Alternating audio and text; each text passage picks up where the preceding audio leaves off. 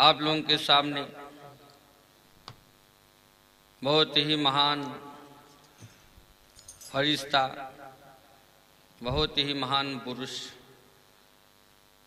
जिनकी श्रद्धांजलि हम टूटे फूटे शब्दों में मैं अभयराज यादव सागर एंड पायटी और हम लोगों के गुरु रामचंद्र पाल जी आए हैं, बैठे हैं। ये श्रद्धांजलि प्रस्तुत होने जा रही है।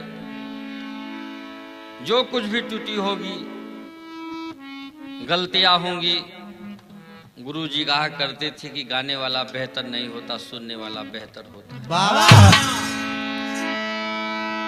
तो आप लोग अपना बेटा समझ करके, नाचीज समझ करके माफ कर देना।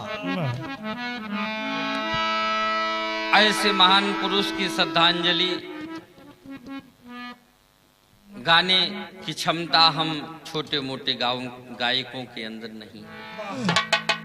वो तो विरह जगत की शान थे, आन थे, बान थे, जिनकी क्षमता का कोई जोड़ नहीं था, कोई तोड़ नहीं था। और मंच पे जो आंकने की कोशिश किया, वो मुंह भर माटी खा करके अपने घर हो गया। उस मसीहा का नाम मरहूम आदरणीय जनाब सम्राट हैदरी जुगनू जी है। तो कहना है मास्टर भूमिका में,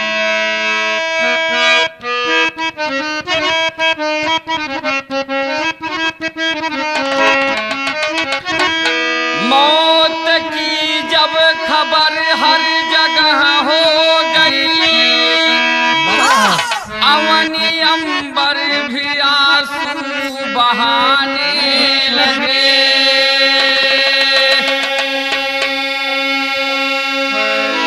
गम जदा हो हिमालय झुकाया है सर,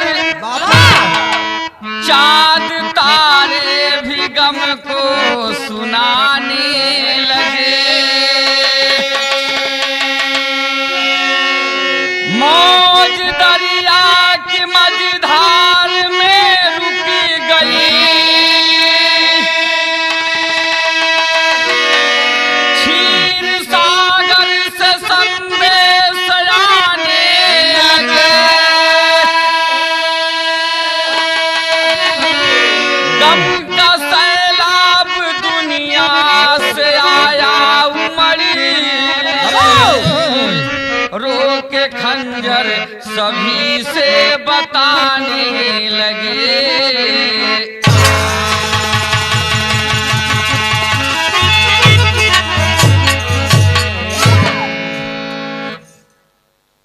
मौत की खबर जब हर जगह गूंज गई, हर जगह हो गई, इस सृष्टि का कोई ऐसा कोना नहीं बचा जहां पर जनाब हैदर अली मरहूम का नाम कोई जानता ना हो। क्षीर सागर से संदेश आने लगे, डरावने सपने लोग देखने लगे, दिन में अधेला छा गया, चांद तारे सब स्तब्ध रह गए। सोच रहे हैं कि बाप रे, आज विरह जगत में क्या हो गया। जो जहां था वहीं पर रुक गया। चाहे हिंदू हो चाहे मुसलमान हो, सबके मुंह से एक शब्द निकला, वो हे भगवान, हे खुदा, आपने क्या कर दिया। तब कहना पड़ा,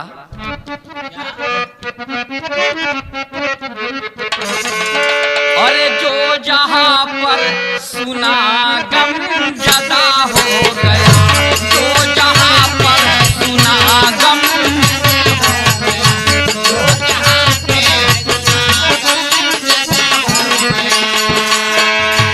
आज विरह जगत का सितारा गया, जो जहां पर सुना गम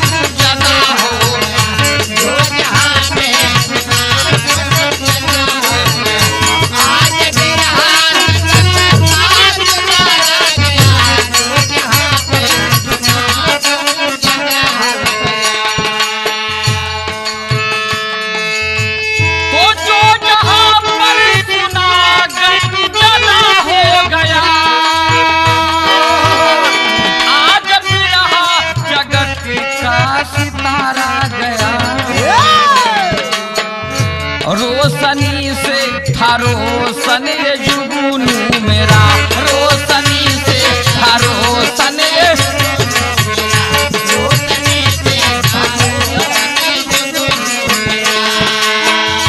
जगमगाता वही चांद तारा गया, रोशनी से था रोशन ये जुगनू,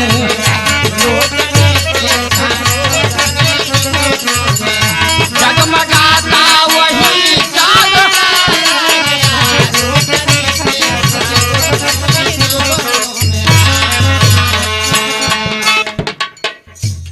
जहां पर सुना सब गम की दरिया में डूब गए,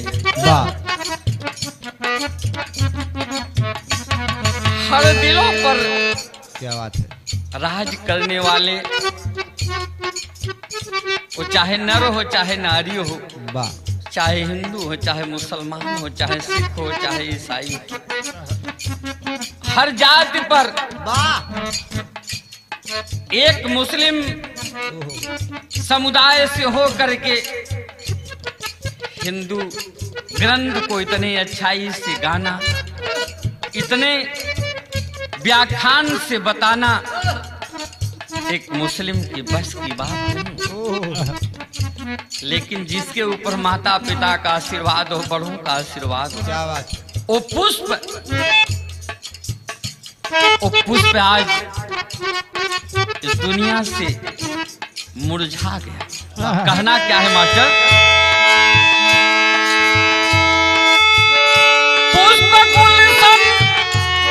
पुष्प गुलशन में खिले ओ मुरझा गए,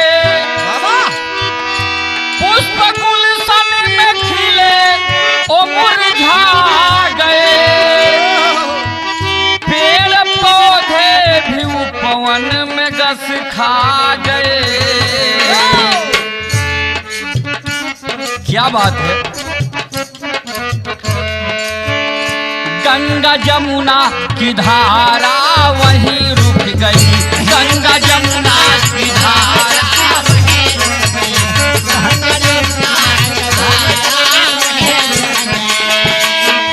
तीर्थराज प्रयाग रोया दुलारा गया, गंगा जमुना की धारा वहीं रुक,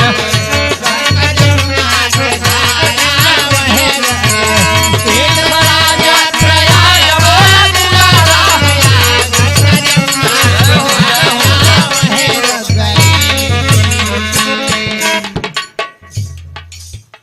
आज तीर्थराज प्रयाग का दुलारा जो सबका चाहने वाला है, वो इस दुनिया से चला गया। पुष्प गुलशन बगीचे का पुष्प मुरझा गया।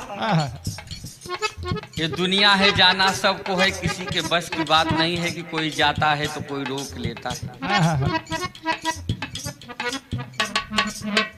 लेकिन यहीं पर एक छोटा सा परिचय है उस महान आत्मा का,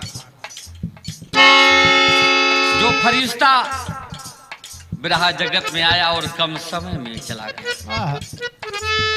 उन्हीं का परिचय है। कैसे मास्टर?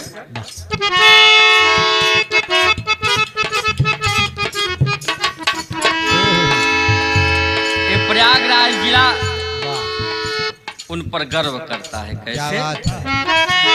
जिला प्रयागराज फूल प्रदर्शिल सुनो, जिला प्रयागराज फूल प्रदर्शिल सुनो, थाना बहरिया ग्राम मिझूरा मशहूर सुनो,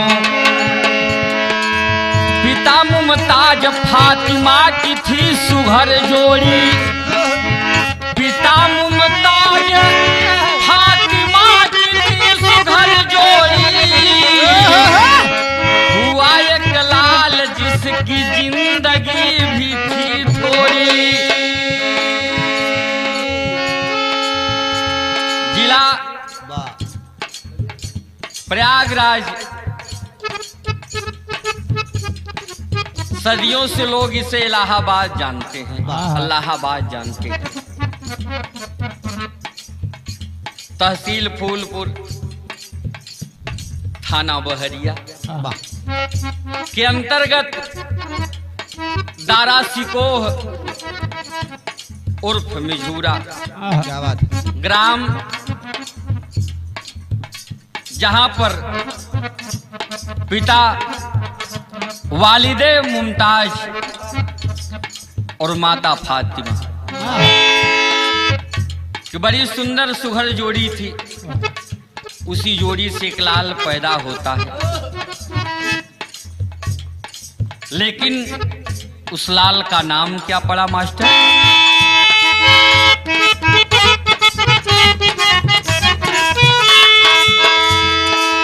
1950 गुरुवार 7 जून रहा।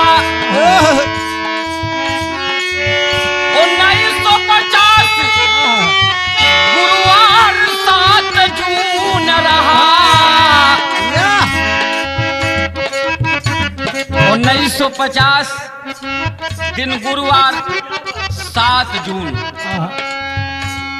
1950 गुरुवार 7 जून रहा। सितारा नूर ये गोदी के बीच झूम रहा।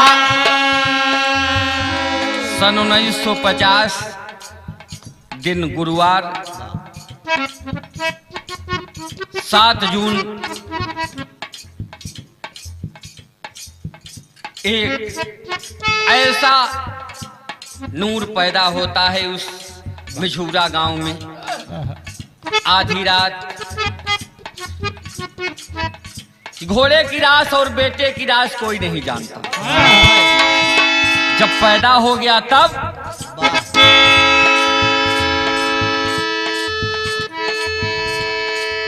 खुदा की शान हकीकत में रंग लाई है। खुदा की शान हकीकत में रंग लाई है। खुदा की शान हकीकत में रंग लाई है। वालिदे नाम हैदर अली लिखवाई है। खुदा की शान वाह उस सुघर जोड़ी से एक ऐसा नूर पैदा हुआ, ऐसा नाम लाल पैदा हुआ जिसका नाम हैदर अली रखा। क्या बात है। धीरे धीरे सुखमय जिंदगी बीत रही है। उनके पिताजी मुमताज, माता फातिमा, घर में आंगन में बड़ी खुशी है। वाह काहे बेटवा पैदा भवा। क्या बात बेटा पैदा हुआ है है। वाह वाह और गांव की औरतें आती हैं वाह कहने ए अम्मा ए अगर कहतू तो 2-4 आखर सोहरिये गाई। वाह वाह देखिए आज उनकी माताजी मुस्लिम समुदाय से हैं, लेकिन हिंदू के प्यार को रोक नहीं पाती। वाह वाह और गांव की औरतें गाती हैं कि अरे गोकुला में जन्मे कन्हैया, अरे अनहद बधैया, कि अनहद बधैया न हो। हरे रामा मिझूरा में जन्माए कनूर, अंगनावा में सोहर हो। रामा मिझूरा में जन्माए कनूर, अंगनावा में सोहर हो। रामा मिझूरा में जन्माए कनूर। जय हो जय हो जय जय।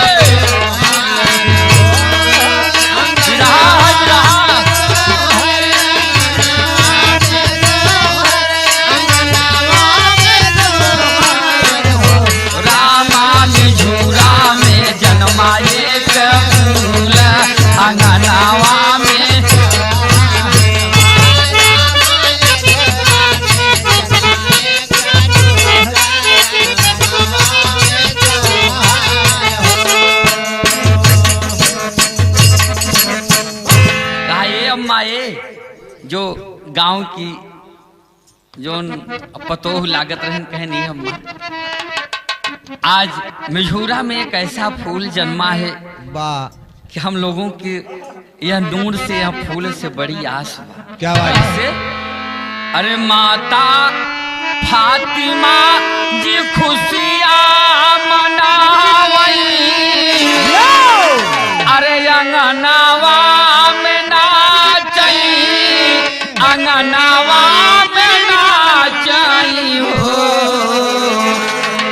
बाबू मुमताज खुशियाँ लुटावे, अनद सुख पावे हो, बाबू मुमताज खुशियाँ मनावे, अनद सुख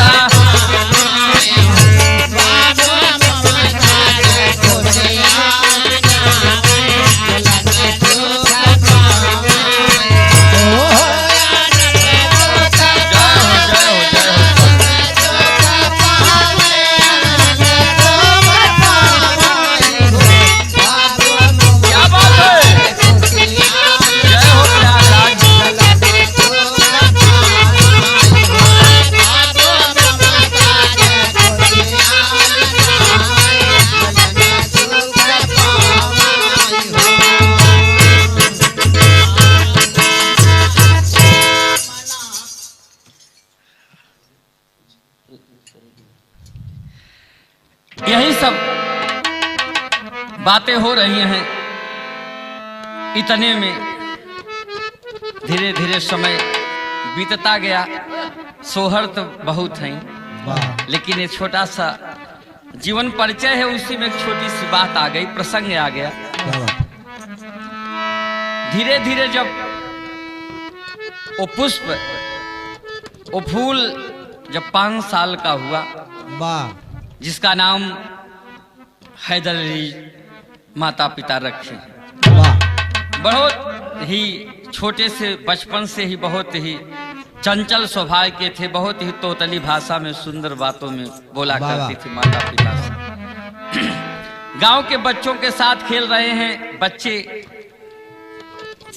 खेलते खेलते कहते हैं कि अब मुझे हैदर अली जी, अब मुझे जाना है, स्कूल जाना है, वाह। मैं स्कूल जाऊंगा। और जब तैयार होकर के उधर स्कूल चल दिए तो छोटा सा मुन्ना सोच रहा है कि स्कूल मुझे भी जाना चाहिए, और दौड़ करके आते हैं अपनी अम्मी जान के गर्दन को पकड़ करके चूमने लगते हैं। कहन माई ये अम्मा हमहू स्कूल जाब, देख फलनवा सब स्कूल जाथन, हम भी पढ़ना चाहते हैं माँ। माता जी अम्मा अपने बेटियों को गले से लगा लेती हैं। कहा अरे आप भी पढ़ना चाहते हो? कहा हाँ माई। कहन बिल्कुल आपकी इच्छा पूरी होगी। और देखिए छोटा सा मुन्ना अपनी माता से कहता क्या है,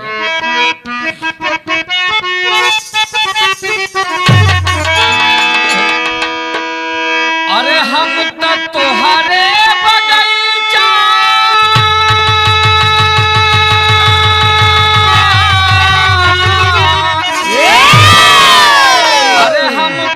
हरे बगीचा के फूल माता जी,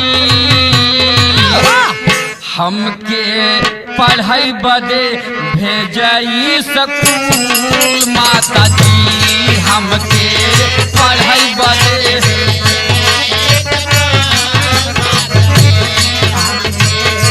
जय हो क्या बात है।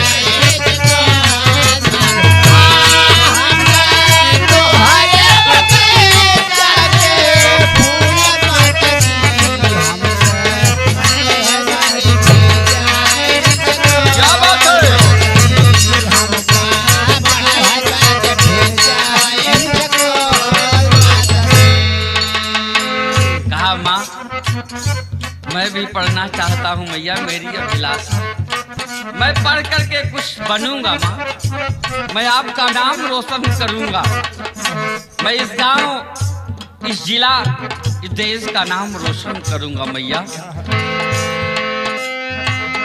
अब नाही खेलब कूदब घरवा अगनवा, बाबूजी से कही द मोर का रावण मिशन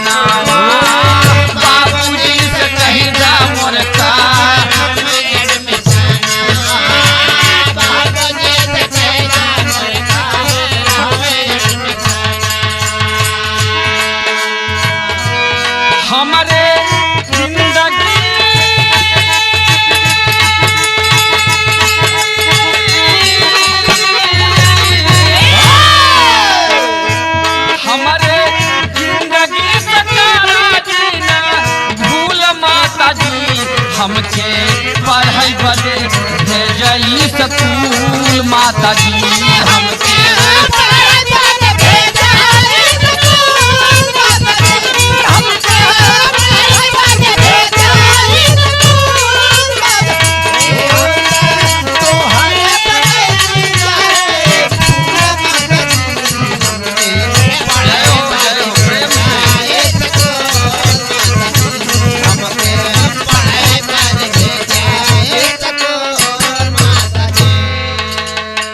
कहा माँ, हर मनुष्य के जीवन में, हर नर नारी के जीवन में शिक्षा बहुत ही महत्वपूर्ण है।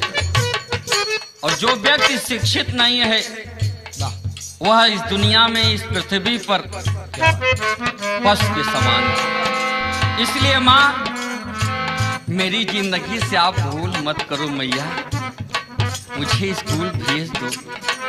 कहा रे, माँ के आंखों में आंसू आ गया। कहा रे मेरा बेटा, ऐसी बात है? कहा हाँ अब्बू जान, हाँ मम्मी, मैं स्कूल जाऊंगा। क्या बात? कहा बिल्कुल, अभी मैं आपके अब्बू जान से कहती हूँ। और ले करके प्यारे से बेटे हैदर अली जी को अपने पति जी के पास पहुंच जाती है। वाह। उनसे क्या कहती हैं? सुन के फरियाद नाम दिहले लिखाई, मिडिल तक शिक्षा कर नाईपुर में पाई। मिडिल तक शिक्षा कर नाईपुर में पाई। मिडिल तक शिक्षा कर नाईपुर में पाई। इतनी फरियाद सुन करके उनके पिताजी उनका नाम करनाईपुर में मिडिल कॉलेज में लिखा देते हैं और वहीं पर मिडिल तक उनकी शिक्षा हुई। लेकिन सुन के फरियाद नाम दिहले लिखाई, मिडिल तक शिक्षा कर नाईपुर में पाई। मिडिल तक शिक्षा कर नाईपुर में पाई। मिडिल तक शिक्षा कर नाईपुर में पाई। और नियम संयम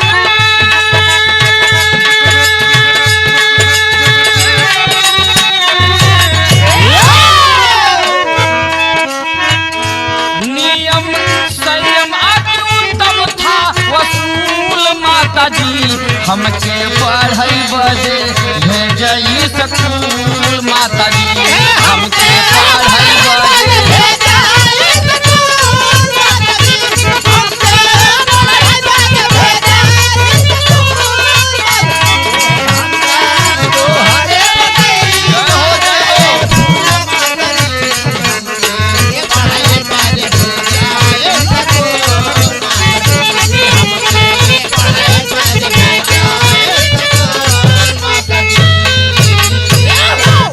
नियम संयम वसूल के एकदम पक्के थे।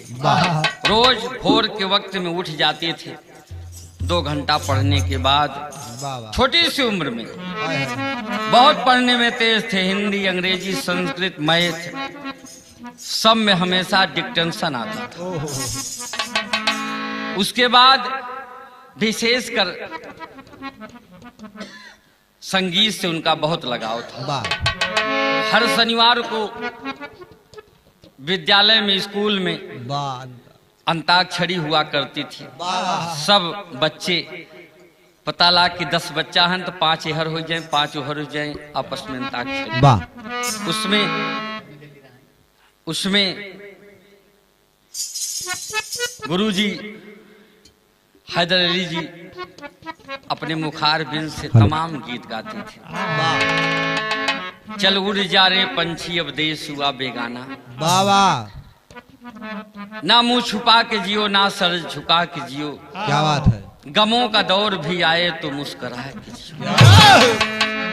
तमाम गीते गाते थे, तमाम बढ़िया बढ़िया राष्ट्रीय गीत जितने भी अध्यापक थे, गुरु थे, सब खुश हो जाते थे। वाह हैदर अली, एक दिन आप नाम रोशन जरूर करोगे। वाह उसी भाव से हमारे गुरुजी ने कितनी सुंदर बात लिखा मास्टर। वाह। और एक गीत संगीत से उनके लागी लगन, गीत संगीत से उनकर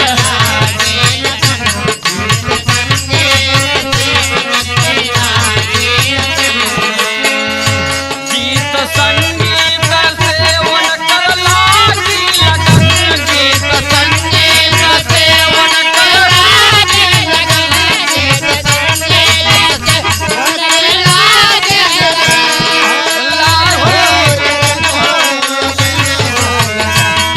लगन हो उनके स्वर से हुई शारदा माँ मंगन, उनके स्वर से हुई शारदा माँ उनके स्वर से हुई शारदा माँ हुई शारदा उनके स्वर से हुई शारदा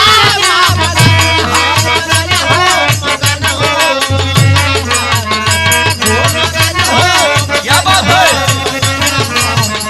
गीत संगीत से उनकर लागी लगन, गीत संगीत से उनकर लागी लगन, गीत संगीत से उनके लागी लगन,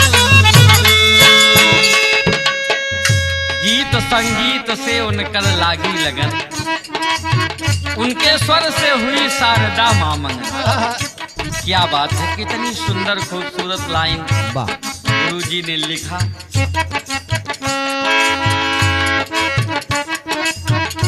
माता शारदा को आना पड़ा, कहा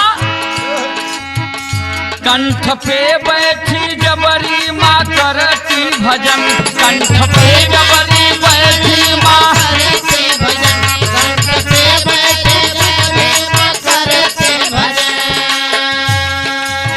कैसे हुई इच्छा पूरी भागुरु से मिलन, हुई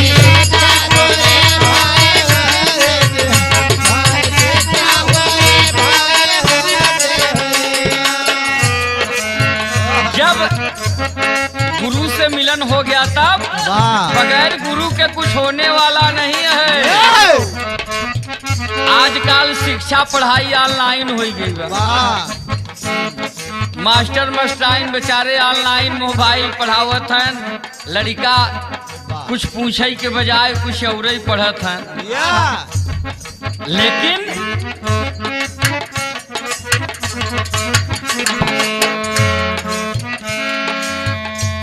जब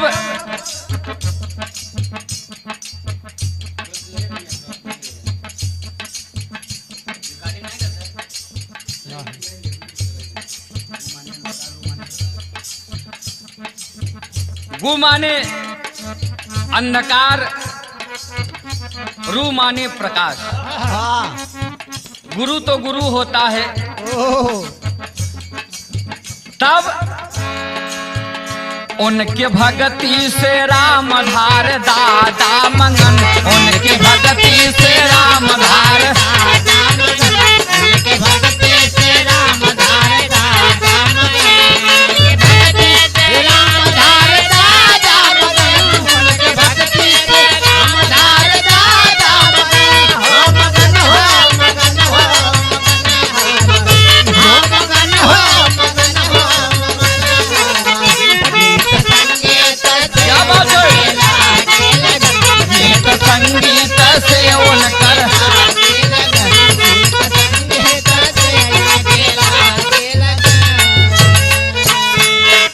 उनके भक्ति से राम आधार दादा मंगन। वाह। अब यहीं पर एक छोटी सी बात आती है, भक्ति की बात, गुरु की बात, जिनका नाम आप सभी जानते हैं। वो अपने गुरु का बड़ा आदर सम्मान करते हैं, वाह। हम लोगों के गुरु जी। लेकिन एक दिन उन्हीं के गांव में, ग्राम मिझूरा में कि बगल दमदम में, दमदम में प्रोग्राम था झूसी नरेश बाबू राम आधार जी का, और वहीं गाने के लिए आए थे। रात्रि का समय था। हम लोगों के गुरु हैदर अली जी के चाचा जी आते हैं, कहा कि बबुआ झूसी के रामधार जी आए हैं, चला रज के बिरहा सुनिए, बड़ा विद्वान है, बड़ी अच्छी अच्छी बात सुनाते हैं, बताते हैं। गुरु जी ने कहा देखा हम बिरहा उरहा न सुने, जब हम रात भर जाग लिए तो हम हमारे जो पढ़ाई में डिस्टर्ब हो। बाबा इतने में गुरु जी की माता जी आ गए, कहे नहीं बेटवा जा, अगर आपके चाचा जी आए हैं तो बड़ों की बात काटना नहीं चाहिए, आप जाइए। बाबा और गुरु जी चल दिए। साथ में जब गए तो दादा रामधार जी बिरहा शुरू कर दिए, रतिया हाँ के मोर भवानी धीरे धीरे ना, चक्रव्यूह भेदन सती सुलोचना, और सुबह भोर के समय में रतौंधिया जीजा। यही पूरी गीत हुई। गाने के बाद वो चले आते हैं चौधरी साहब के यहाँ बैठे हैं, और जितने भी गीत गाए थे सब लगभग आधे से ज्यादा गुरुजी के कंठ पर बैठ गए, उनके दिमाग में बिरहा बैठ गया। और आते हैं, स्नान करते हैं, अपना कुछ नाश्ता पानी करने के बाद बैग लेकर के 2-4 लड़कों के साथ चल दिए। और जब चल दिए तो चौधरी साहब के यहाँ रामधार दादा बैठे हैं, और उसी समय रास्ते से जब चले जा रहे हैं तो वही गीत गा रहे हैं कि रतिया हाँ का मोर भवानी धीरे धीरे ना, एकदम अपने अंदाज में। रामधार दादा के कान में जब आवाज जाती है, कहना अरे कहे नहीं बतावा जो बाटे फलाने चौधरी ई क्या, कहने अरे वो फलाने के लड़का, कहने यार बोलौता हमार मन कहत कि बिरहा गाए का, इसकी आवाज बड़ी सुंदर है। जब 2-4 लड़के भेज करके बुलवाते हैं, हैदर अली आ नहीं रहे हैं, लेकिन किसी प्रकार से जब आते हैं तो कहन कि बाबा सुनाओ सुनाओ कुछ सुनाओ, कहन नहीं हम न सुनाओ, कहन एक शर्त पर हम सुनाएंगे कि जितनी गीत तू काल गाए रहे हम सब लिखवाई दे तब हम सुनाओ। कहन बिल्कुल हम लिखवा देंगे। देखिए बाबूजी रतिया हाँ का मोर भवानी धीरे धीरे ना, और बिरहा का टुकड़ा छोटा छोटा सब सुना दिए, और सुना दिए तब रामधार जी पूरी गीत लिखवा दिए, और कहन कि फलाने दिना हमार हुआ प्रोग्राम जब आओ तू ही प्रोग्राम में आपका आना है, वही गाना है। इतनी बात हुई और अपने घर पर चले आए। रात बीत गई, सारी बात अपने माता जी से बताए, और जब सुबेरा होने लगा तो उनकी माता जी 5 रुपया और एक माला देती हैं, कहन की जाई तुम तोहार गुरु जी आई हैं झूसी नरेश बाबू राम आधार जो है पहनाई की 5 रुपया दक्षिणा दे के उनको गोड़े गिल, उनसे आशीर्वाद लिया और जाते हैं बाबूजी। गुरु तो गुरु होता है, गुरु से बड़ा इस दुनिया में कोई नहीं है। ब्रह्मा विष्णु महेश जी गुरु को सर झुकाते हैं, बड़े आदर नमन से जाते हैं हम लोगों के गुरु जी, और माला पहनाते हैं, 5 रुपया विदाई दें जेबा में, सर को गुरु जी के चरण पर रख दिया, और गुरु जी आशीर्वाद देते हैं। कैसे मास्टर?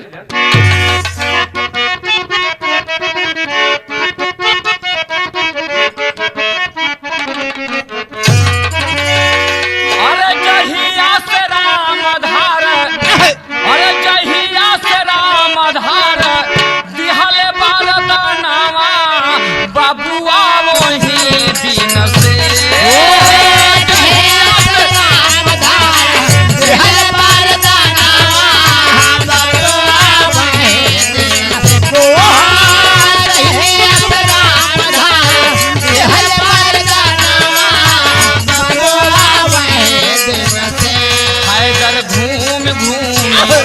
हैदर घूम घूमी गावे लगल गानावा बबुआ वही दिन से, हैदर घूम घूमी गावे लगल गानावा बबुआ वही दिन से, हैदर घूम घूम गावे लगल गानावा। जय हो जय हो।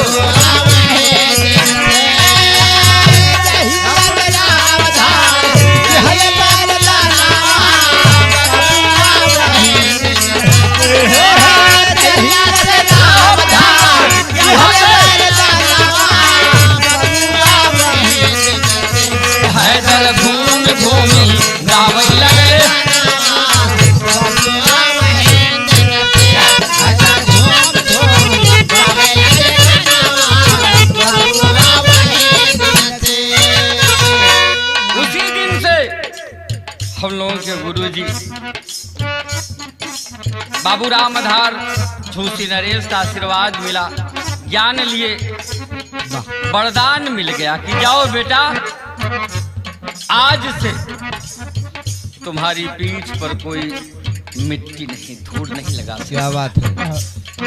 गुरु का आशीर्वाद मिला मन से, और होता क्या है, धीरे धीरे ख्याति बढ़ने लगी बिरहा जगत में।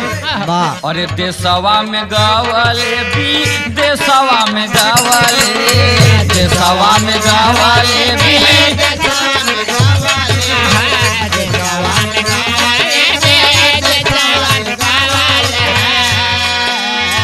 बिरहा जगत के सम्राट कहावले, बिरहा जगत के सम्राट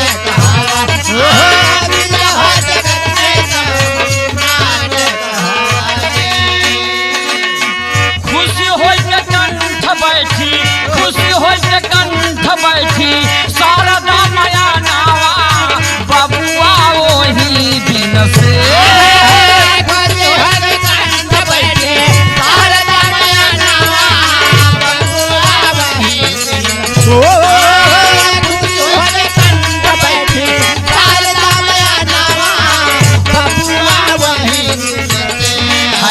घूमी घूमी गावे लगल गानावा, बबुआ वही दिन से। है घूमी घूमी गावे लगल गानावा, बबुआ वही दिन से। है घूमी घूमी गावे लगल गानावा, बबुआ वही दिन से। उसी दिन से घूम घूम के चारों तरफ से बिरहा का दंगल होने लगा। एक दिन झूसी में बिरहा रखा गया, वहीं पर जगतपुर के लोग आए थे, तमाम लोग आए थे बिरहा सुनने के लिए। और जो मंच का पहला कंपटीशन 2 अक्टूबर का दिन था, क्या बात है, गांधी जयंती थी। हनुमानगंज बहादुरपुर ब्लॉक के बगल पक्का तालाब है, उसी ग्राउंड में। क्या बात है। स्वर्गीय श्रृंगार रस के सम्राट बुल्लू से बिरहा का दंगल रख दिया गया, रच दिया गया। 2 अक्टूबर का दिन था, गांधी जयंती थी। जब ये बात झूसी नरेश रामधार को मालूम हुआ, कहने अरे बड़का गवैया हो गया है, कहन कुछ समझ के केहू से समझे थे कि नहीं, वो इतना बड़ा गवैया, उससे कंपटीशन कैली है। गुरुजी को कष्ट हुआ, कहन कि गुरुजी आपका आशीर्वाद रहे तो सब अच्छा हो। जब कंपटीशन का समय आ गया तो चिंता में 3 दिन तक गुरुजी 3-4 दिन तक सोए नहीं, बुखार हो गया। उनकर अम्मा कहन कि बचवा कुछ खाता नहीं, का बात बा, कोनो दिक्कत बका। कहा नहीं मैया कोई दिक्कत तो नहीं है, सिर्फ एक दिक्कत बा माई अम्मा कि बिरहा के कंपटीशन बड़ा तगड़ा हो हुआ। कहन सब अच्छा हो। एक दिन रात में लेटे हैं और एक सफेद साड़ी में एक औरत आती है, बिरहा के चिंता में लेटे हैं। बगल में किताब ब्रह्म वैवर्त पुराण रखी है, और ऐसे गाल पर औरत ठोंक देती है, का उठो, चिंता क्यों करते हो, मैं तुम्हारे साथ हूं, कलम उठाओ, किताब खोलो। इतना कह के अचानक चली जाती है और उड़ते हैं।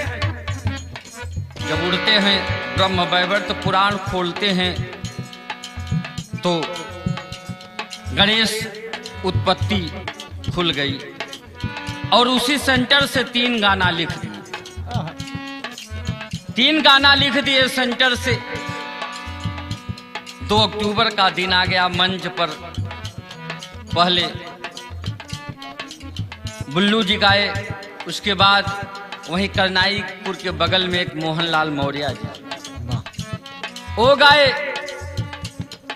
बुल्लू समझ रहे हैं कि हैदर अली जुगनू जी यही हैं। उसके बाद जब बड़ा जंघा उंघा ठोक रहे थे।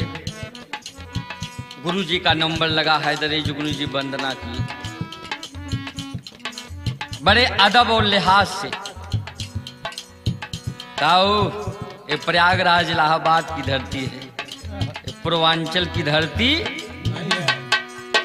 नहीं है। आप जंघा मत ठोके, जंघा ठोकने वाले यहाँ पर जंघा तोड़ दिया जाता है। बाबा इसलिए कहना पड़ा मास्टर कि पहला कंपटीशन उनका कहाँ हुआ? पहला कंपटीशन हनुमानगंज में भइले, पहला कंपटीशन हनुमानगंज में पहला कंपटीशन काशी बुल्लू दाते तले अंगुली दबावले, काशी बुल्लू दाते तले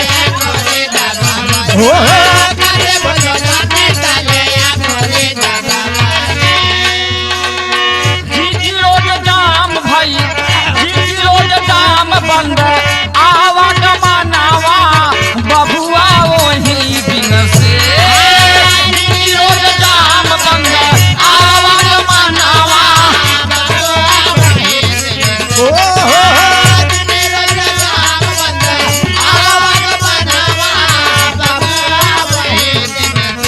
हैदर घूमी घूमी गावे लगल गानावा बबुआ वही दिन से, हैदर घूमी घूमी।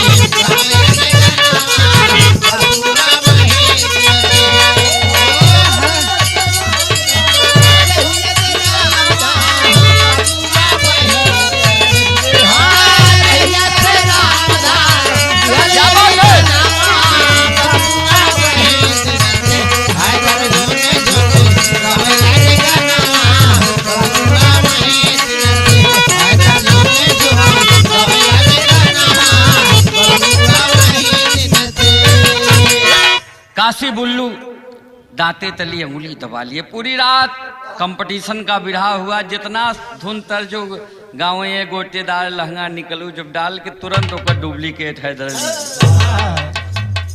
जीटी रोड जाम, एकदम चारों तरफ पूरे साधन बंद। इतनी भीड़ थी कि गुरुजी ने अपने मुख से बताया था कि अगर भैराज बटवा अगर हम हिंदू का लड़का हो तो लोग हम अपने गर्दने पर बैठाई के हमारे घरे पहुंचाए। बाबा जे जहां बैठा रहा वहीं अपने जूते में जोन बाटे पेशाब के उठ नहीं पाए, इतनी भीड़ थी। उसी समय से ब्रहा सम्राट जनाब बाबू हैदरी जुगनू का झंडा आकाश में छूने लगा और तेरी के भाव में कहना है मास्टर, अरे बजाए है विजय का डंकवा, भरत बिरहा जगत में हैदर अपन नाम कमाए, बजाए है विजय का डंकवा।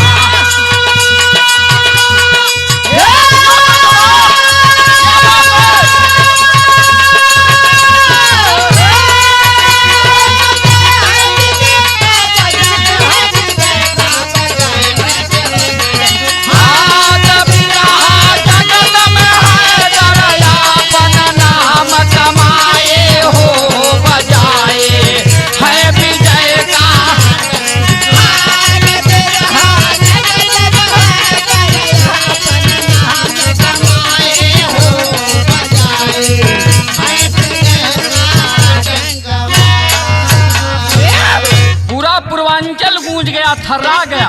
अरे ये मुस्लिम का लड़का ये हिंदू की ग्रंथ की बात इतनी कैसे जानता है? पूरी रात बिरहा हुआ कंपटीशन का। कमेटी वाले कहन देखा बिरहा जौन भ तौन भ, लेकिन गांधी जी को ऊपर क्यों गायस नहीं। गांधी जी के ऊपर गुरु जी गीत गा गए, गीत गा दिए, बुल्लू के पास जवाब ही नहीं था। इसलिए कैसे मास्टर, क्या बात है, लगी रहे बेटा। जुगनू हैदर अली का बिरहा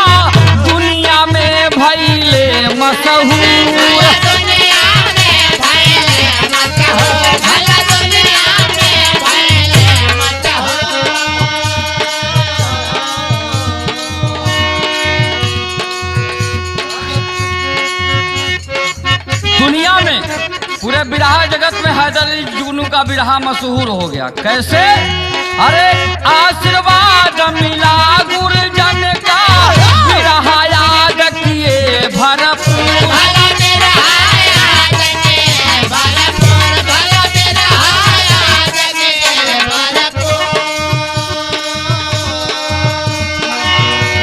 अरे गीता और कुरान रामायण पढ़ के उनके रहा सुरूर भला।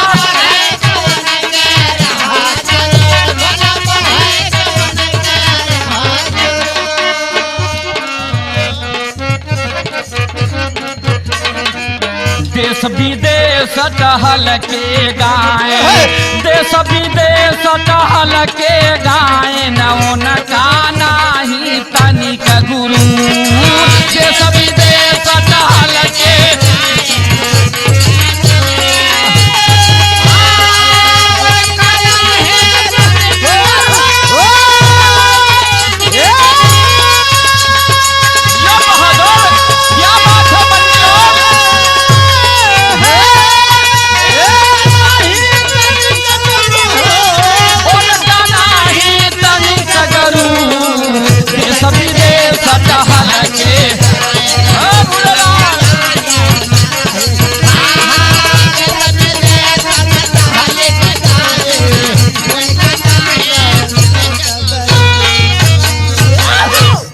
रामायण, कुरान, इतिहास, पुराण, महाभारत, चाहे जहां से जो बिरहा गाता था वो हैदर अली उसको पछाड़ देते थे। गुरु का आशीर्वाद मिला, माता पिता का आशीर्वाद मिला, और बिरहा गाने में सबसे ज्यादा प्राथमिकता अपने दर्शकों को देते थे। अपने दर्शकों को अपने जान से भी ज्यादा चाहते थे, इसीलिए इतनी अच्छी अच्छी बात बताते थे। ऐसा ऐसा बिरहा गा दिए कि आज इस बिरहा जगत में कोई गाने वाला नहीं है, ना कुछ बताने वाला है। जैसा कि लोग कहते थे हैदर अली का गाना प्रधानमंत्री का 50,000 की भीड़ हुआ करती, लेकिन गुरुजन की निकली आवाज, बधा सम्राट का सर पर ताज, बजाए हैं विजय का डंकवा। अरे बजाए हैं विजय का डंकवा, और नाज किए ना कबहू सबको गले लगाए, बजाए हैं विजय का डंकवा।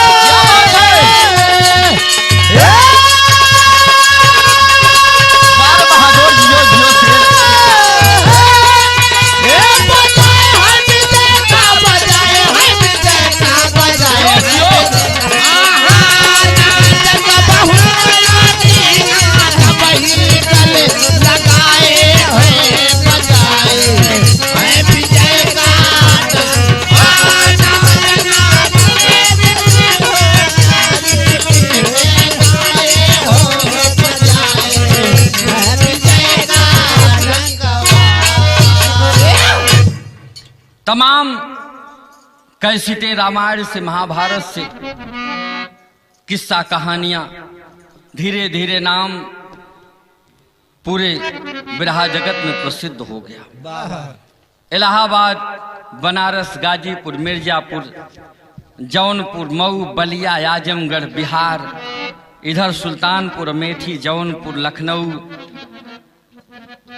श्रावस्ती, गोंडा, बस्ती, हर हिंदी भाषी क्षेत्र में, मध्य प्रदेश, महाराष्ट्र की धरती पर जब उनका आगमन हुआ कामगार स्टेडियम में,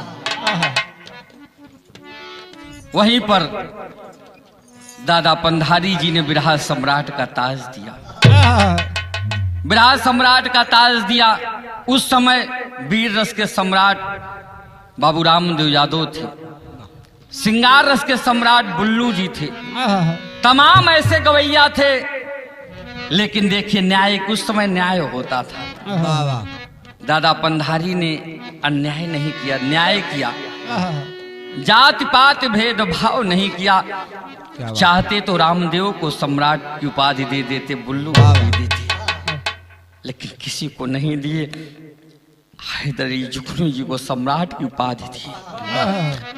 सम्राट की उपाधि लेकर के कामगार स्टेडियम में से जब अपने गांव आए, पूरे मझूरा के लोग, पूरी फूलपुर तहसील टूट पड़ी, एकदम माला से तोप दी। उस वीर सपूत, उस माँ के लाल को आज सत नमन है। उसके बाद सूरीनाम में भी उनका विवाह हुआ। धीरे धीरे गाते गए, चाहे बड़ा गायक हो चाहे छोटा गायक हो, सबको एक तरह से, एक सलीके से प्यार देते थे। मैं नाचीज, मैं जब इलाहाबाद विश्वविद्यालय से पढ़ के निकला तो 2005 में गुरुजी से पहली मुलाकात हुई। गुरुजी ने मुझे भी कुछ आशीर्वाद दिया। पहला प्रोग्राम सधनगंज में था, 50,000 की भीड़ थी। गुरुजी ने कहा कि बेटा बिरहा गा लोगे? हम कहा हाँ गुरुजी, आपका आशीर्वाद है। पूरी रात बिरहा हुआ, बहुत आशीर्वाद दी। लेकिन धीरे धीरे समय बीतता गया, धीरे धीरे शुगर ने उनको अपने घेरे में ले लिया। शुगर एक ऐसी बीमारी है जो शरीर को दीमक की तरह खा जाती है। और उसी बीच में सन 1996 उनके पिताजी इस दुनिया से चले गए। उसके बाद उनकी माता जी भी इस दुनिया से चली गई। 2007 में गुरुजी को चिंताएं रहती थी घर की, मेरे ना रहने पर कौन मेरा देखभाल करेगा। माता जी थी, सब कुछ अच्छा चल रहा था, यही संसार है, दुनिया है, जाना सबको है। बाबा लेकिन एक दिन वो घड़ी आ गई, वो समय आ गया, वो मुहूर्त आ गया। 20 अक्टूबर सन 2013 दिन रविवार सुबह, आज उस विराह जगत के फरिश्ते का बुलावा आता है। बाबा काल यमराज अपने दूत को नहीं भेजता है, स्वयं चल के आता है मिझूरा ग्राम में। बाबा खुराया सुबह का वक्त है, सूर्य अपने लालिमा पर है, किरण छिटक रही है। और गुरुजी उठ करके अपने कमरे से पश्चिम मुहार है, पश्चिम की तरफ मुंह करके खड़े हैं। तबीयत रात से कुछ खराब थी। मुन्ना भी आए थे कि हॉस्पिटल लेकर के जाएंगे। लल्लू भैया थे, दीदी थी, माता जी, सब लोग थे। बहुत कहे लेकिन गुरुजी बात नहीं माने। और काल आ गया, दस्तक दे दिया, कहा ओ सलाम कबूल हो, आप तो बिरहा जगत के फरिश्ता हो। कहा आप कौन? कहा मैं काल हूं। काल और गुरुजी का संवाद हो रहा है। देखे एक कवि, महान कवि की सोच क्या होती है। संवाद हो रहा है। गुरुजी ने कहा कि आपका स्वागत है, वंदन है, आसन ग्रहण करिए। कहा नहीं, मैं आसन ग्रहण करने नहीं आया हूं, आपका समय आ गया है, आपको चलना है। गुरुजी मुस्कुरा दिए, कहा ठीक है, मैं तैयार हूं। उस समय काल कहता क्या है,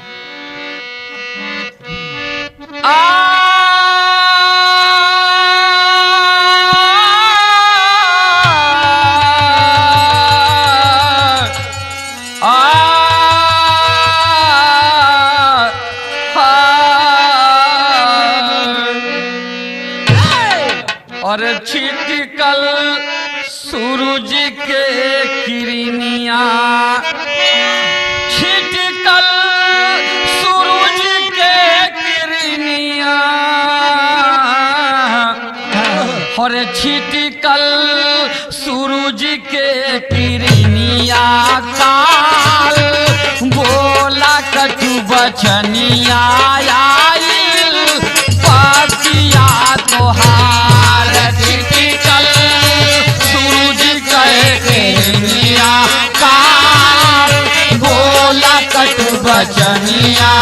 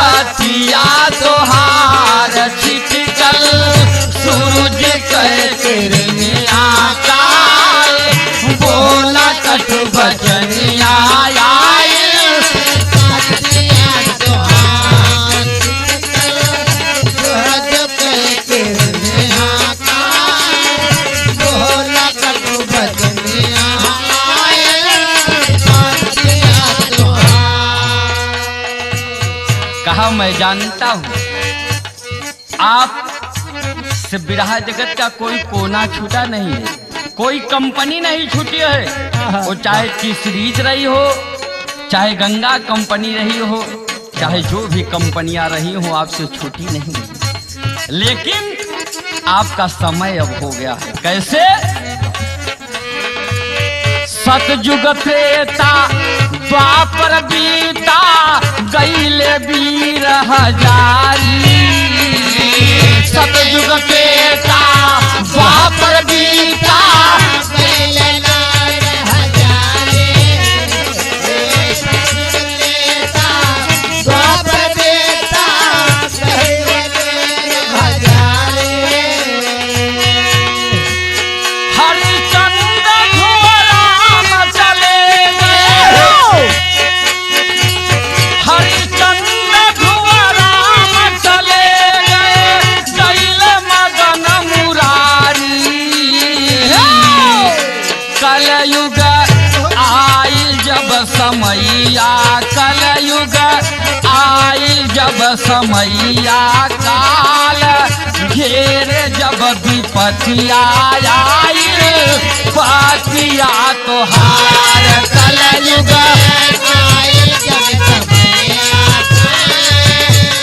हर से विदैया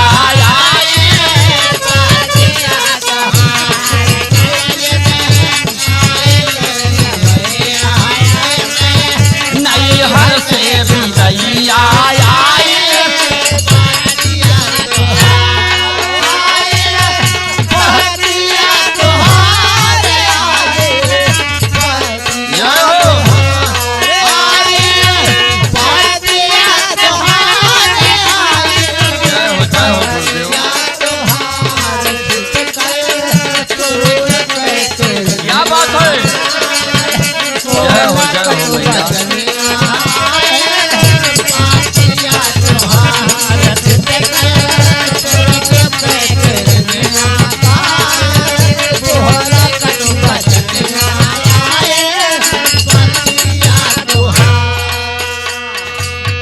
कहा सतयुग बीत गया, त्रेता बीत गया, द्वापर बीत गया, बड़े बड़े वीर चले गए और कलयुग के मसीहा आप, कलयुग के फरिश्ता आप हो। बिरहा जगत के आपका भी बुलावा आ गया है। इस नैहर से चलना है, इस नैहर से चलना है। गुरुजी ने कहा कि बिल्कुल मैं तैयार हूं, लेकिन 1 मिनट का समय तो देंगे। कहा कि कैसे? कहा मैं अभी सुबह सुबह सो के उठा हूं और मैं अभी पाक साफ नहीं हूं, मैं नित्य क्रिया कर लूं, उसके बाद मैं आपके साथ जरूर चलूंगा। लैट्रिन में जाते हैं, नित्य क्रिया करते हैं, हाथ पैर धुलते हैं, पाक साफ होते हैं बाबूजी, और पाक साफ हो करके जैसे ही चारपाई पर लेटते हैं अचानक शरीर में अजीब सी हलचल होती है और उसी चारपाई पर गिर जाते हैं। माताजी दौड़ करके आती हैं, कहा अरे अरे आपको क्या हो गया? बगल में दीदी खड़ी है, मुन्ना भैया खड़े हैं, लल्लू, सभी लोग खड़े हैं, लेकिन कहना क्या है?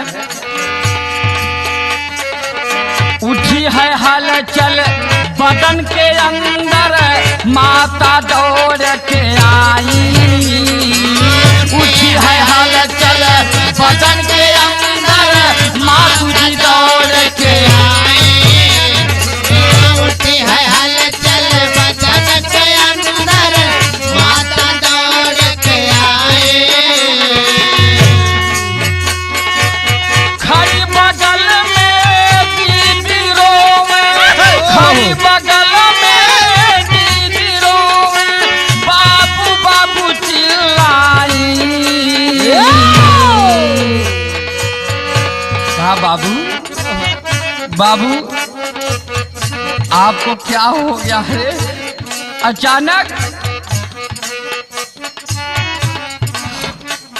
आंखों में आंसू है बाबूजी।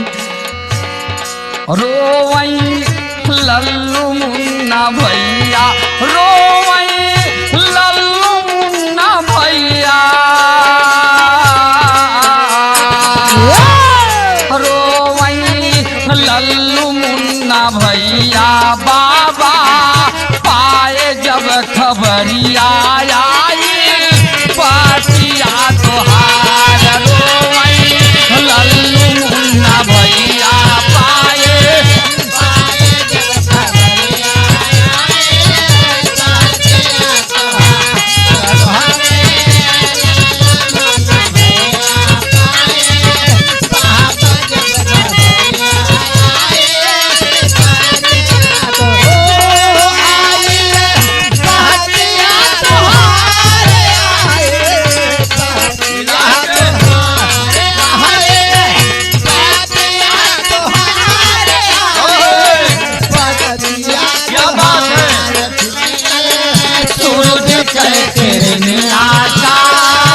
बोला कटु बचनिया आए, पाटिया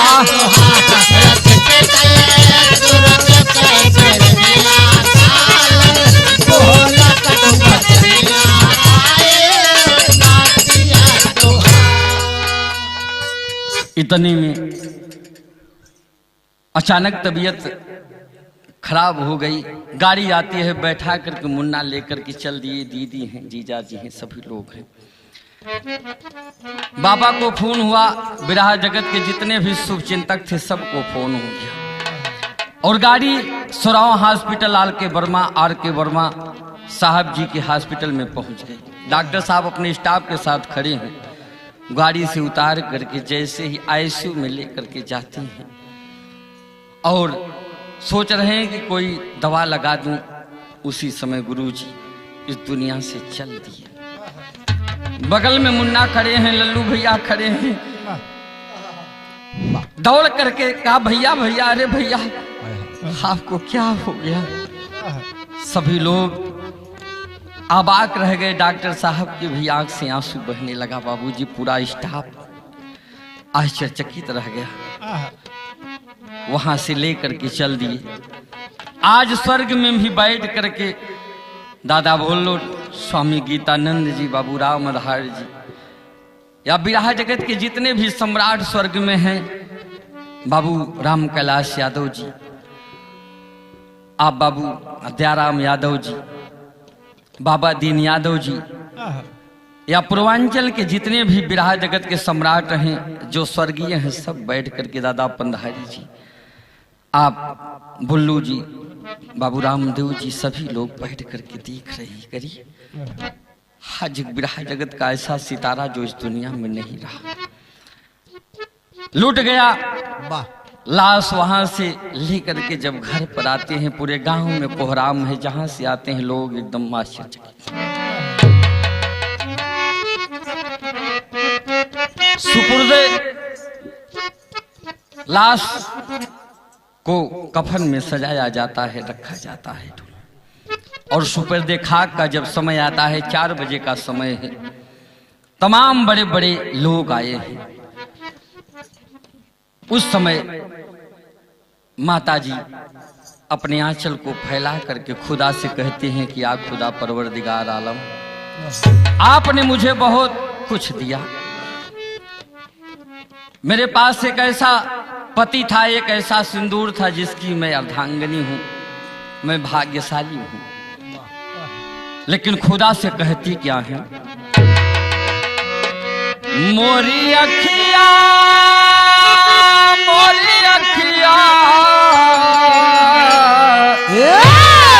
अरे मोरी अखिया के टूटल सब आस खुदा, जन्नत मिले सजनवा के, जन्नत मिले सजनवा के भला,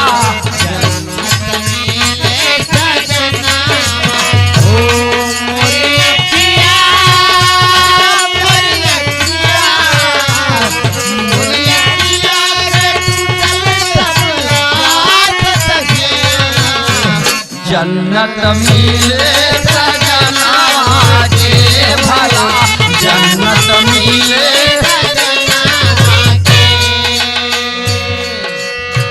आज माता जी के आंखों में आंसू नहीं, आंसू सूख चुका है बाबूजी। कहा खुदा मेरे पति को जन्नत नसीब हो।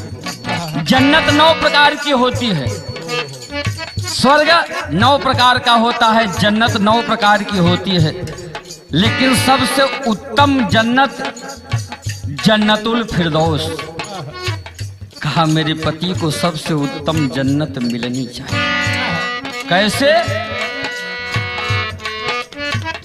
कहा खुदा या परवरदिगार आलम या मालिक, आपका बड़ा एहसान है। लाख लाख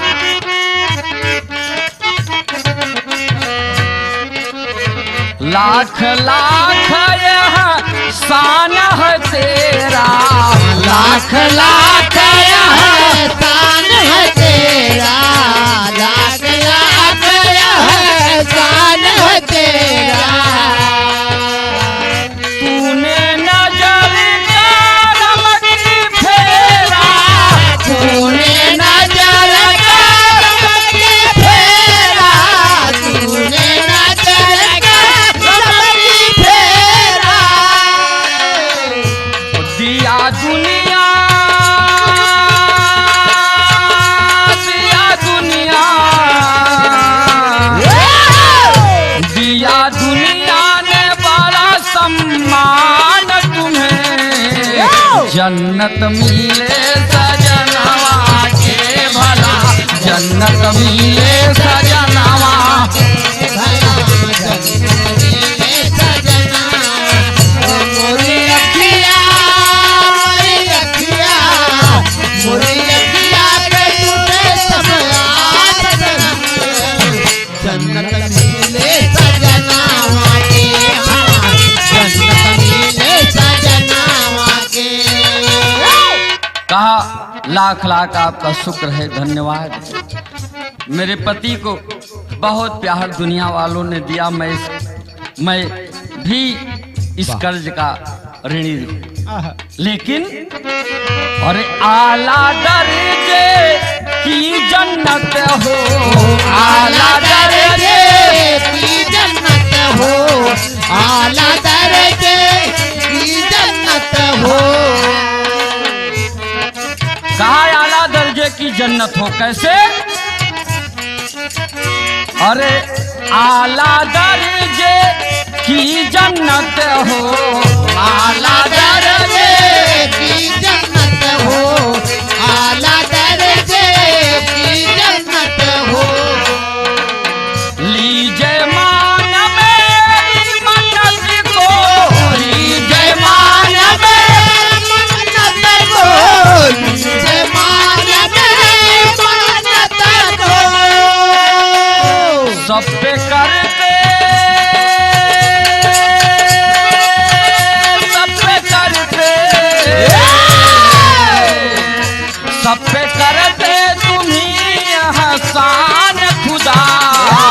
जन्नत मिले सजनवा के भला, जन्नत मिले सजनावा के भला, जन्नत मिले सजना।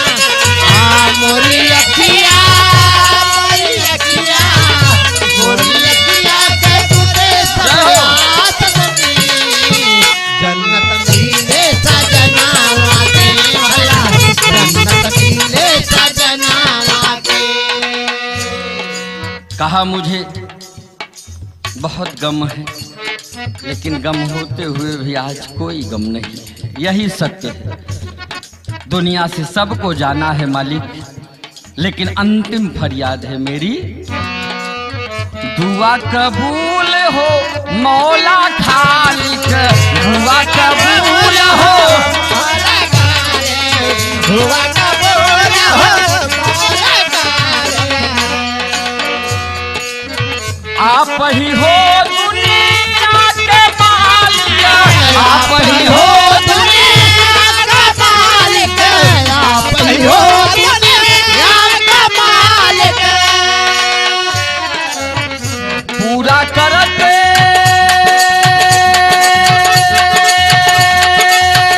पूरा करते पूरा करते हो सब यहाँ शान तुझे, जन्नत मिले सजनवा के भला, जन्नत मिले सजनावा के भला, जन्नत मिले सजना। ओ मोरी अखिया मोरी अखिया के टूटे सब याद खुदा, जन्नत मिले सजनवा के भला, जन्नत मिले सजनावा के भला, जन्नत मिले सजनावा के। कहा कि आपने सब कुछ दिया, मुझे आपसे कोई गुरेज नहीं है, कोई एतराज नहीं। और 4 बजे का समय आ गया, अब सुपुर्दे खाक का समय है। पहपट के भाव में कहना माता,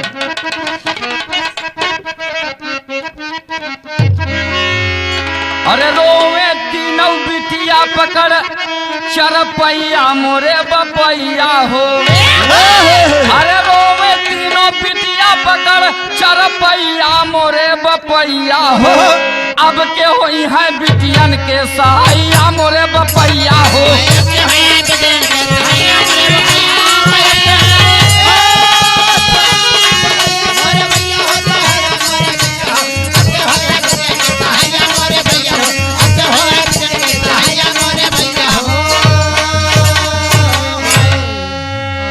तीनों बेटियां रो रही है, अपनी अम्मी को पकड़ करके कहा, अम्मी अब कौन सहारा होगा, अब कैसे होगा। माता जी समझाती हैं कि बेटिया सब कुछ सही होगा, सब ठीक होगा। अरे कुछ ता बोला बाबू हमारे, तनी नया नवा खोला हो, अरे बड़े लाड से पाले रहला, कुछ ता मुँह से बोला हो, अरे के करी है हमहन के भरपैया मोरे बपैया हो, अब के होई है बिटियन के सहैया मोरे बपैया। कहा बाबूजी बड़े लाड प्यार से आप पाले थे, बहुत पूरी जिंदगी हम लोगों को कभी कष्ट नहीं दिए, जो हम लोग फरमाइश किए चाहे वो 50,000 की चीज रही हो, मेरे बापूजी ने कभी ना नहीं किया। तमाम बड़े बड़े लोग खड़े हैं, बाबूजी सांसद कपिल करवरिया जी आए हैं, प्रमोद तिवारी जी आए हैं, तमाम लोग आए हैं, पूरा लाखों की भीड़ है, पूरे बिरहा जगत के कलाकार हैं बाबूजी, सभी लोग हैं। गांव देश संगी साथी रोवई रिश्तेदार हो, अरे खबर पाई के भुल्लुर दादा स्वर्ग में रोवई मझार हो, अरे रोवई राजा राम फंसी कभी तैया मोरे बपैया हो, अब के होई हाई बिटियन के सहैया मोरे बपैया। भुल्लूर दादा सभी स्वामी गीतानंद जी सभी लोग बाबूजी राजा राम पाल जी सुनते हैं, स्तब्ध रह जाते हैं। दौड़ करके सभी लोग दरवाजे पर आते हैं। तबालहा के भाव में कहना है मास्टर, हर तड़पे कर जवा सबके देख के जन जवा भैया। तड़पे कर जवा सबके देख के जन जवा भैया। तड़पे कर जवा सबके देख के जन जवा भैया। सबके नया नवा से आंसू गिर जाए। सबके नया नवा से आंसू गिर जाए। सबके नया नवा के आंसू गिर जाए। सभी लोग रो रहे हैं जो जहां है। सब गमगीन भैले आइली समैया भैया। सब गमगीन भैले आइले समैया भैया।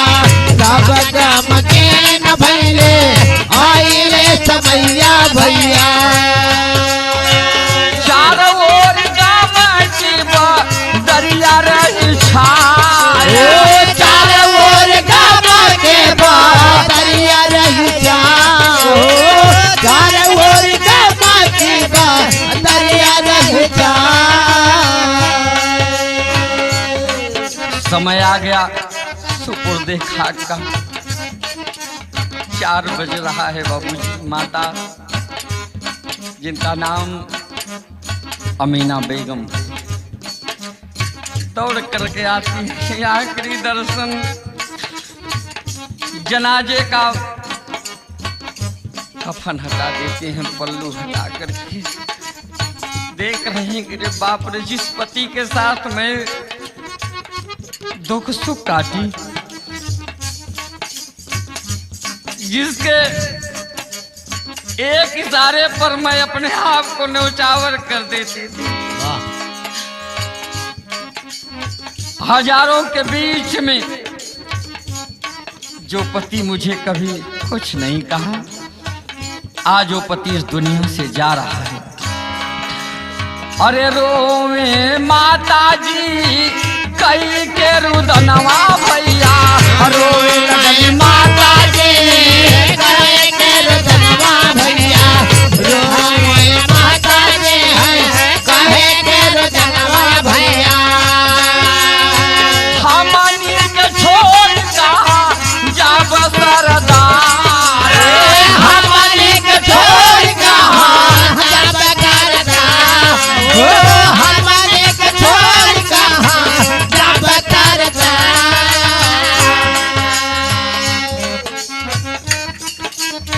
आ गई घड़ी और अंत में क्या कहना है। अरे आई गई समैया 4 बजे वाली भैया सुन ला। आई गई समैया 4 बजे वाली भैया सुन ला। आई गई समैया 4 बजे वाली भैया सुन ला। होई गए सुपुर्दे खाद गुरुजी मझार। होई गए सुपुर्दे खाद गुरुजी मझार। होई गए सुपुर्दे खाद गुरुजी मझार। जिंदगी के तारा अब ए बाबू, अरे बिरहा जगत के अब जुगनू डूब गईले भैया। बिरहा जगत के अब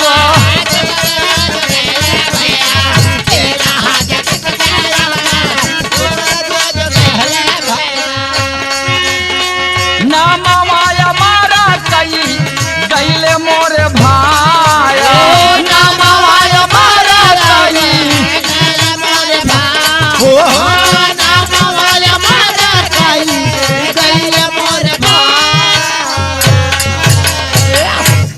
बिरहा जगत का वो जुगनू, वो सितारा इस दुनिया से तो चला तो गया, लेकिन अपने नाम को अमर कर गया।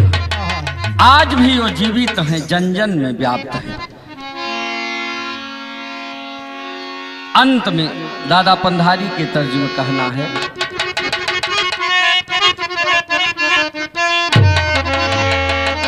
अरे हैदर अली रहले सबके नयन के पुतरी, आज छोड़ दिहले गुरुवर मिझूरा नगरी।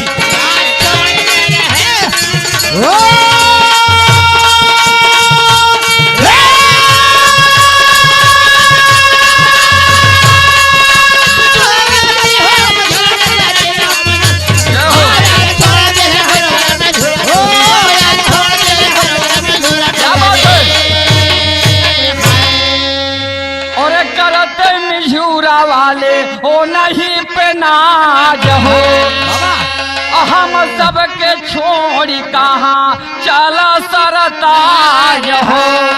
अरे तोहरे खातिर व्याकुल, अरे तोहरे खातिर व्याकुल प्रयागराज के नगरी, आज छोड़ी दिहला गुरुवर मिझूरा नगरी। आज आपके खातिर प्रयागराज की नगरी रो रही है, रुदन कर रही है, बुला रही है। तमाम दर्शकों की अभिलाषा है, फरमाइश है कि पुनः विरह जगत में मरहूम सम्राट हैदरी जुगनू जी का आगमन। लेकिन इस दुनिया में यही तो सत्य है, मृत्यु ही सत्य है, जो गया सो गया बाबूजी। इसलिए पूरे भारत देशवा में नमवा कमाए, दादा रामधार जी के अखाड़ा चमकाए। बाबा अरे शान क्षेत्र की बढ़ा दिए, आज उनकर इसी बदरी। बाबा आज छोड़ी दिहल गुरुवर मिझूरा नगरी। आज पूरे विराह जगत में बदरी बन के छाए हैं। वो चाहे जिस अखाड़े का कलाकार हो, सबके ऊपर उनका आशीर्वाद बरस रहा। अंत में अरे राजा राम आधार भुल्लुर का ऊंचा कैले मान हो, स्वामी गीतानंद संत भैले महान। अरे चाँद बाबा के जिगर में चोट लगी गहरी, आज छोड़ दिहले गुरुवर मिझूरा नगरी।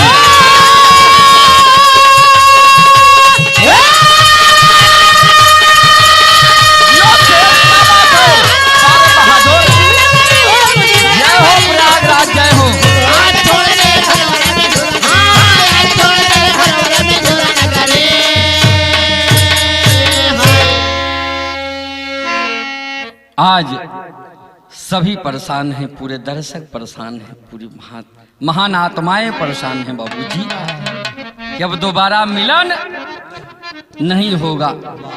ऐसे महान पुरुष की श्रद्धांजलि, सत नमन है, वंदन है, अभिनंदन है। गाने में जो गलती हुई होगी क्षमा करिएगा। हम आपके लड़का नाती बच्चा है, अभी विराह जगत की कुछ बारीकियां सीख रहा हूँ, गुरु जी से कुछ शिक्षा मिली थी, इसलिए अंत में कहना है कि गुरु भुल्लुर गुरु गीतानंद गुरु सालिग्राम आधार, अरे महावीर कवि शंकर दादा रामचंद्र का प्यार हो, बजाए हैं विजय का डंकवा, और खंजर सगीर अहमद भैरा गुण गाए हो, बजाए हैं विजय का डंकवा, खंजर सगीर गुण गाए हो, बजाए हैं विजय का डंकवा, खंजर सगीर अहमद भैरा गुण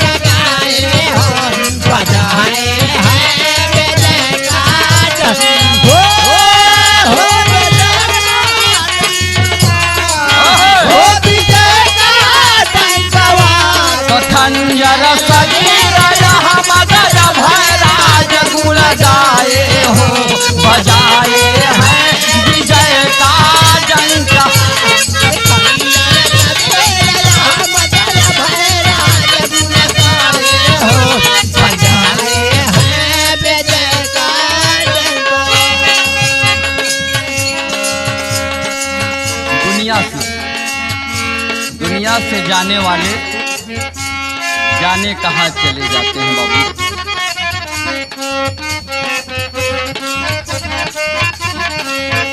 दुनिया से जाने वाले जाने चले जाते हैं कहाँ।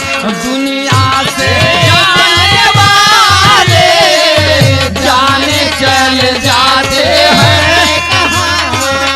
दुनिया से जाने वाले जाने चले जाते हैं कहाँ। बहुत बहुत धन्यवाद बिरहा प्रेमियों का, और जितने भी हमारे सामने नौजवान भाई बैठे हैं सुनने के लिए बहुत बहुत अभिनंदन वंदन। और हमारे गुरु जी रामचंद्र पाल जी बैठे, उनका भी स्वागत है। इंद्री म्यूजिक का बहुत आभारी हूँ, बहुत बहुत धन्यवाद। जो भी त्रुटि होगी मेरी पार्टी की तरफ से क्षमा करिएगा। बहुत बहुत धन्यवाद।